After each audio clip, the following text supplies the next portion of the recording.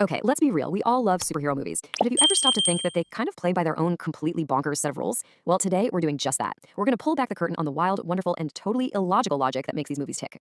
Ah, yes, the classic technobabble. Sound familiar? It's the official language of, we need to solve an absolutely impossible problem in the next 30 seconds. It sounds super smart, right? But what it really means is, hey, don't think about it too hard, just know the plot is moving forward.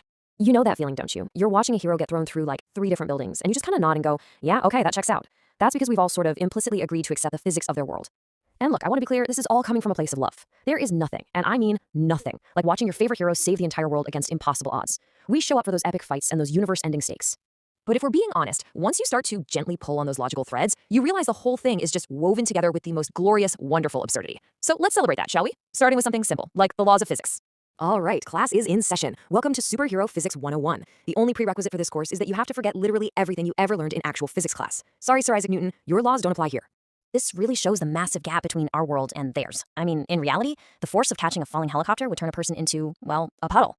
But in a superhero movie, nah, it's just a minor inconvenience. You walk it off, maybe strike a cool pose, no problem.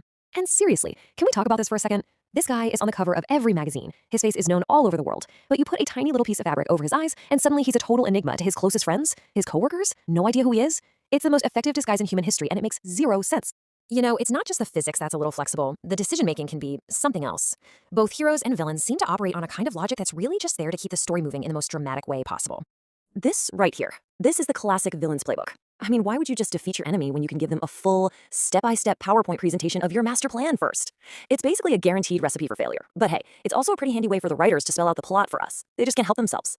This is pretty much the unspoken subtext of every single villain monologue, isn't it? It's not really about winning. It's about the pure, dramatic satisfaction of explaining how you would have won if you just managed to keep your mouth shut. Okay, so from questionable logic, let's move on to something even more glossed over, basic economics. Because every single time a city gets completely leveled in one of those epic final battles, there's a huge question that nobody ever seems to ask. $1.6 trillion.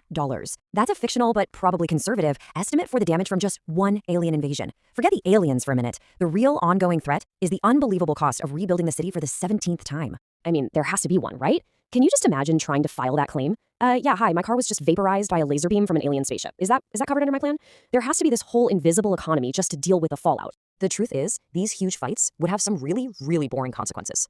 Forget the cosmic stakes for a second and just think about the traffic jams from all that rubble, the insane insurance premiums. And please, let's spare a thought for the pigeons, who must be living in a constant state of feathered terror. So after pointing out all this chaos and all this illogical nonsense, why do we keep watching? Why do we not only accept it, but actively love it? Well, it turns out the absurdity, that's the whole point. When we buy a ticket for one of these movies, we're making an unwritten contract to leave real-world logic at the door. We're there because we want to see someone catch a helicopter. We want to see them defy gravity. We want to see the villain lay out their whole plan only to be defeated. Because for a couple hours, we get to